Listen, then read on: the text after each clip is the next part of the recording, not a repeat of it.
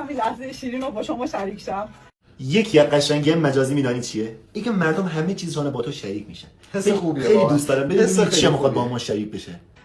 بیبی چک گرفتم ببینم باردار هستم یا نه. آره من کاش این تیکه رو با ما شریک آره به ما واقعا ربطی یکی نداره. دیگه از زحمتش کشیده کار اداریش انجام داده میخوای با ما شریک بشی؟ به ما به واقعا ما چه؟ مربوط نبود. میترسم فردا بندازی کردن ما بگی بچه شماست. نه ان شاءالله که اینجوری بابا برو ما نه، بگو نه، مسخره نه. با اگه میخوای بری ولی داشت به ما با خودم بگو. ببری. آقا ما به ما چطور بچه داری ربطی نه نره ورد بکن. خیلی استرس دارم. باردارم.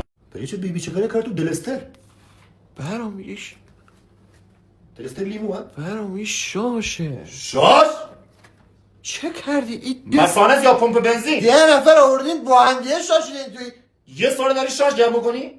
بابا این جوابش درست نیست. حداقل 15 نفر با هم دیگه کار کردن. این چه کردی؟ الان معلومه بچه کیه؟ اصلا آدمه چیه؟ بچه‌ای که تو انقدر شاش پیدا بشه اصلا بچه نیست مالیه که تو الکل خوابیده. بیبی چک سوخت. چی آخه؟